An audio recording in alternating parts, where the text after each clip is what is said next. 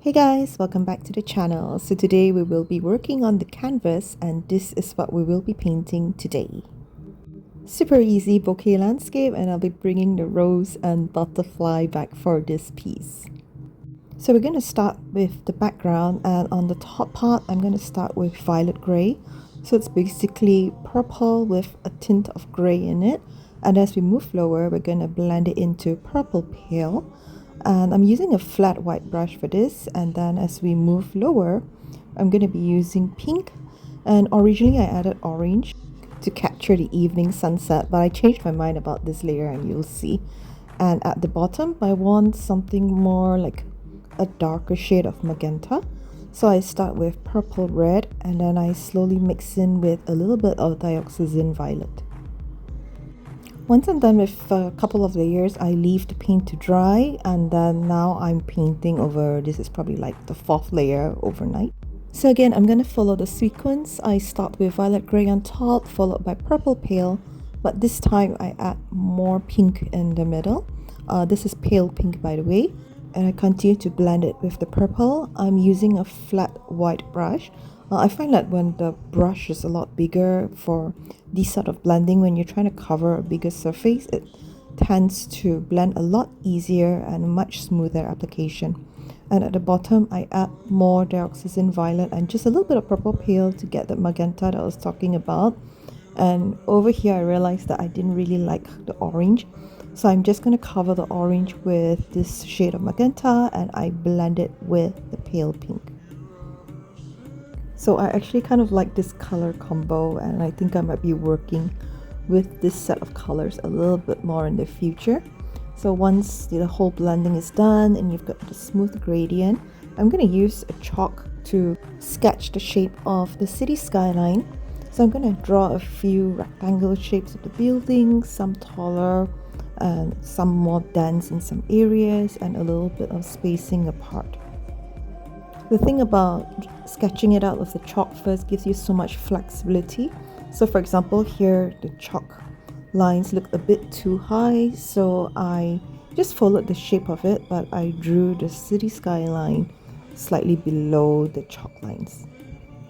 So I'm using dioxazine violet mixed with Prussian blue to draw this, and then I just kind of like refine the shape a little bit and make it a bit more uneven, and then I'm going to block it out with the same colors, which are dioxazine violet mixed with Prussian blue. It looks pretty dark, but because both of these are quite dark colors when it's thick, so you kind of get this black looking shade, but it's not like jarringly black. It's just a very dark shade of purple mixed with blue. The thing about using chalks is that it's so convenient to remove it. Like a simple wet wipe across the canvas will remove all traces.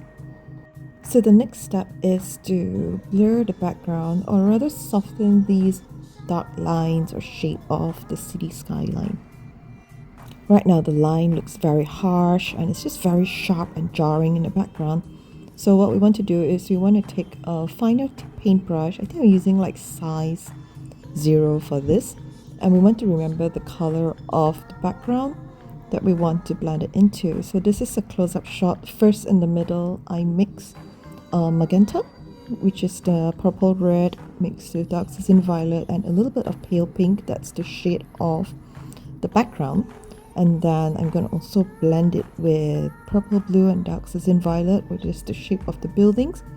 And I'm going to wet the brush a little bit, and I'm going to paint and blend it in the middle until you can't see the sharp dark lines, that it's sort of like blended into one gradient.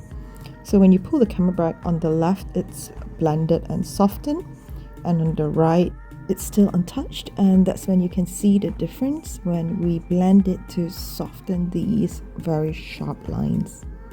Essentially you want to make sure that there are no sharp corners, so you can see that I also dull the edges of the buildings, kind of like round it a little bit. And I continue to blend every outline of this building until it becomes like the left. So the tricky part here is you have to remember what colors you use for the background, especially if you mixed it and the exact portion of it to get the same shade. So here's a close-up shot. I couldn't get the same color. It was a bit darker and I had to continue going over and keep blending it until I get the same shade of the background. So it does require a little bit of patience. Then I continued to blend it with the color of the building, which is dark cyan violet, Persian blue. Then you'll get this middle ground color between the dark color of the building and the shade of the sky. So this part is pretty repetitive. We continue to work and blur out the whole city skyline. And once that is done, we're going to add bokeh circles. So for the first step, what I want to do is I just want to mark out where these bokeh circles will be. Essentially, they're actually like a source of light. And I want to, right now, I just want to scatter it across because this is quite a simple painting. So I want more of the lights to be the highlight of this painting. So I'm going to scatter it across the whole stretch of that black patch and a little bit on the buildings. Because the first layer, I'm just kind of like roughly painting it. So now the second layer, I'm going to paint again over the bokeh. I'm going to use two shades of orange. One is orange yellow and one is orange red. So remember earlier we were blurring out the city skyline. We're going to do the same thing with the bokeh circles. So the background for these circles are the color of the buildings or the city skyline, which we use dark cyan violet mixed with Persian blue. So we're going to paint that around the circles and we're going to blend it with the orange so you get this very muted grayish or very darkened sort of orange color, a little bit muddied, but the most important thing is to blend it so that it will soften the lines of the circles. Now you must be wondering, isn't it just so much easier if we mix the colors together? For example, dark cyan violet with Persian blue and orange, and we just paint it at one go instead of doing this double step of blending it. Yes, that's also true, but what we want to do is we want this to be a bit more like a background bokeh circle where you can see the edges are blurred out, so it's a bit more softened and muted. So if we paint it straight away, the circles will also be grayish, but it will be harsh because we didn't blend the circle around it to soften it as we did for the city skyline as well. But I think if you're using oils, then it's much easier to soften it and blend it using this technique. But because I'm using acrylics and it dries really fast, so unfortunately you have to go in the second round. So this is what it looks like after you've blurred out all the bokeh circles. And then what we're going to do is we're going to scatter the second layer of bokeh lights, which are going to be brighter colors. So the colors I'm going to be using for the lights are titanium white, yellow mid mixed with lemon yellow, orange yellow, and orange red.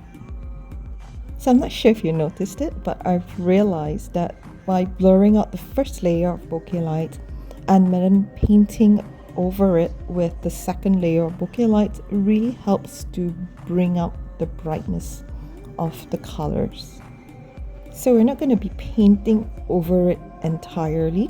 We're going to be only painting on certain parts of it, so that you can see the blurred out bokeh lights and this little patch of lights that we painted across. It's just going to really like stand out. What we want to do as well is we want to paint like orange red first, orange red or orange yellow first, and then we're going to paint the yellow on top of the orange shades and a few white dots to really bring out that sparkle. So this part is mostly intuitive. You just want to make sure that you don't paint too many lights, or else it will be overcrowded. But you also want to paint enough lights to really draw your attention to this part of the canvas. So in terms of the color ratio, I would say most of it are painted in orange and orange red.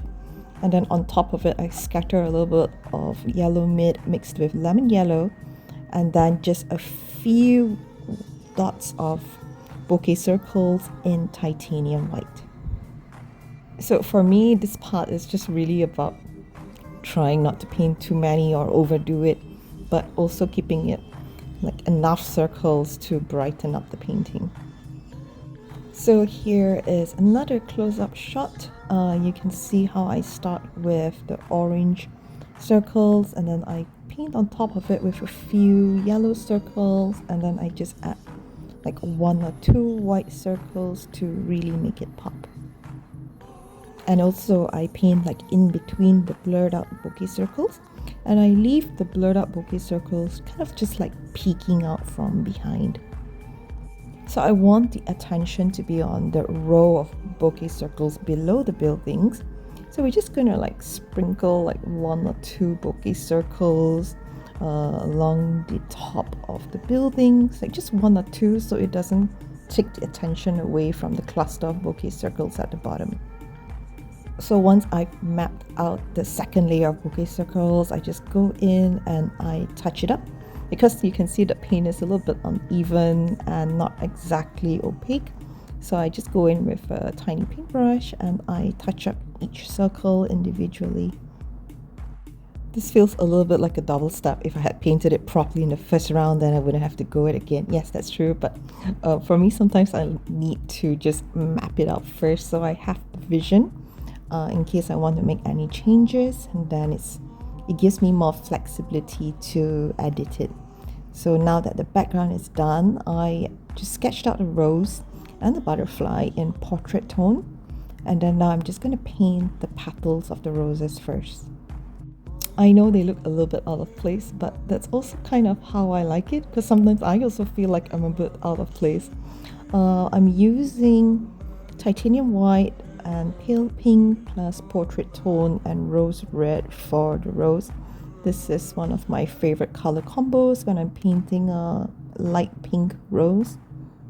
So usually what I like to do is I like to go petal by petal so I can really get that shading. I let the paint dry for the first round, and then I work on the stem and the leaves next. So I'm using mighty green mixed with Prussian blue for the leaves and the stem.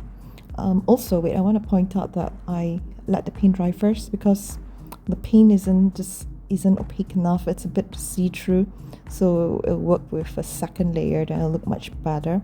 Anyway, I give the leaves a bit of highlights in light green, and I also just kind of like trace the stems so it doesn't look as dull. And then once that is done, I continue to work again on my rose. So this time the second layer will really come through. I usually like to shade the petals a little bit. The darkest color would be rose red, so I start that with the inner side of the petals, and then I blend it with pink, and then on the outer side of the petals I add white with a bit of portrait tone. So this is a close-up shot of how I try to shade my rose. So with the second layer, you can see the paint sits in so much better right now, and it's a lot more even and you can't see the background.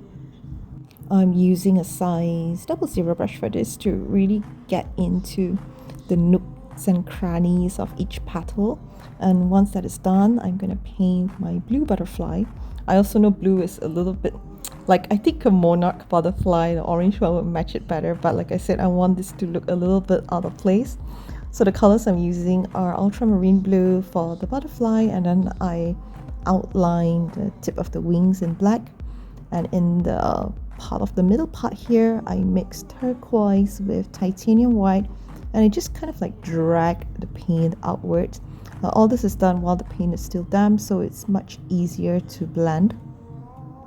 And then I add a few white dots along the black tips as the finishing touch, and it is done.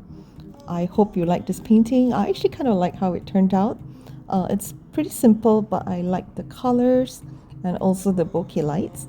And if you like this painting too, it's available to purchase on Etsy. The link is in the description below.